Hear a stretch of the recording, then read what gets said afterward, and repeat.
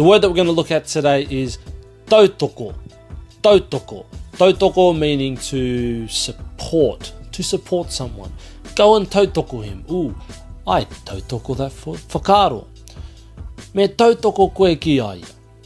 Tautoko meaning to support. So if we break this kupu up, we've got the tau.